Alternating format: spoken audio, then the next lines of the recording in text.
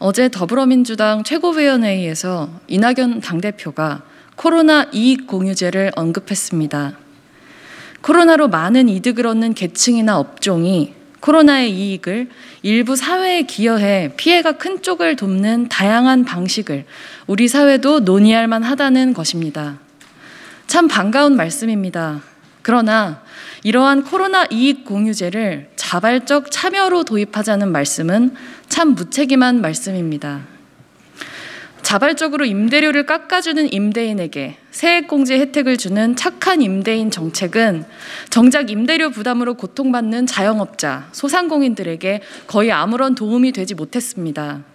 이런 현실을 보고도 또다시 정책의 실효성을 국민의 선의에 내맡기는 것은 책임 있는 정부 여당의 태도가 아닙니다.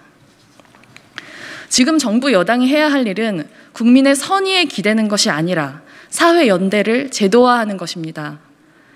저는 지난 11월 여러 동료 의원님들과 함께 특별재난연대세 법안을 대표 발의했습니다. 특별재난연대세는 코로나19 극복을 위해서 위기 상황에서도 소득이 크게 증가했거나 높은 소득이 있는 기업 또는 개인에게 사회 연대 차원에서 한시적으로 추가로 과세를 하고 이를 통해서 마련된 재원을 재해 예방 및 취약계층 지원 또는 실업 대응에 사용하도록 한다는 내용입니다. 기본적인 발상은 이낙연 대표가 언급한 이익공유제와 크게 다르지 않습니다.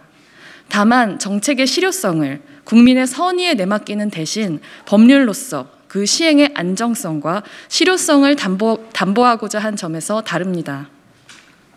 이낙연 더불어민주당 대표께 제안합니다. 오는 2월 국회에서 특별재난연대세 도입을 위한 입법을 전면적으로 논의합시다. 정부도 이미 특별재난연대세 시기의 문제 해결 방안에 공감대를 보이고 있습니다. 지난 8일 정세균 국무총리는 국회의 긴급 현안 질의에서 일부 업종은 평소보다 호황을 누리는 업종도 있다. 그분들이 기부를 더하고 사회적 책임을 적극적으로 수행해줬으면 좋겠다고 언급했습니다. 또 이에 더해 제가 지난 11월 초에 발의한 소상공인 영업손실보상법인 감염병 예방법 개정안도 함께 2월 국회에서 논의할 것을 제안합니다.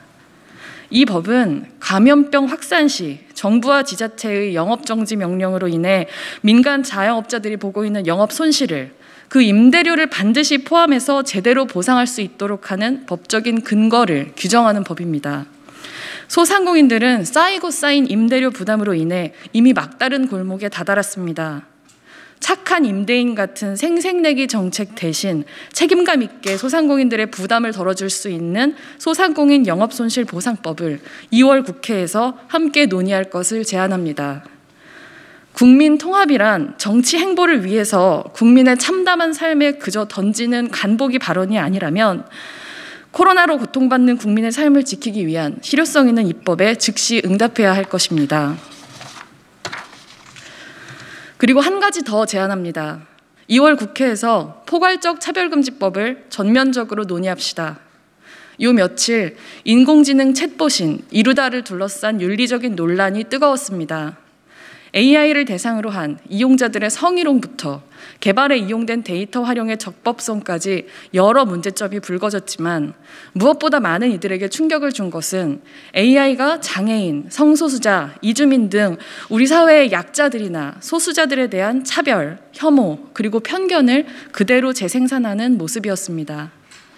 이런 현실은 AI 윤리 이전에 우리 사회가 여전히 사회적 약자와 소수자들에 대한 차별과 혐오를 제대로 방지하는 일에 실패했음을 드러내고 있습니다.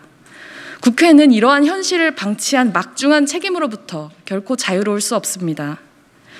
우리 사회는 오랜 사회적 대화를 통해 사회적 약자와 소수자들에게 가해지는 차별과 혐오를 제도적으로 금지해야 한다는 합의에 이르렀습니다. 이런 국민적 합의는 국가인권위원회에서 실시된 조사를 비롯한 각종 조사들에서 일관되게 나타나는 폭넓은 포괄적 차별금지법 도입의 찬성 여론으로 이미 증명되었습니다. 그러나 국회는 2007년부터 지금까지 무려 14년간 온갖 핑계를 대며 번번이 이러한 사회적 합의를 포괄적 차별금지법으로 제도화하는 것을 미루어 왔습니다. 21대 국회도 예외가 아닙니다. 작년 6월 저는 여러 동료 의원님들과 함께 포괄적 차별금지법을 대표 발의하였습니다. 그러나 법안이 발의된 지 반년이 넘은 지금까지 포괄적 차별금지법은 단 한 차례의 소위도 열리지 않았습니다. AI도 결국 사람이 만드는 것입니다. 사람의 규범이 바로 서야 AI 윤리도 바로 설 수 있습니다. 나날이 다양화되고 고도화되는 사회문화적인 현실 속에서 사회적 약자와 소수자에 대한 차별과 혐오를 단호히 금지하는 제도적인 안전장치를 확립해야 할 책무를 21대 국회는 더 이상 외면해서는 안 됩니다. 더불어민주당 이낙연 대표께 다시 한번 제안드립니다. 불평등과 코로나 재난의 시기, 시민들의 존엄과 안전을 지키고 차별과 혐오로부터 우리 사회를 보호하기 위해서 오는 2월 국회에서 특별재난연대세와 소상공인 영업손실보상법 그리고 포괄적 차별금지법을 전면적으로 논의합시다. 이낙연 대표의 긍정적인 응답을 기대합니다. 이상입니다.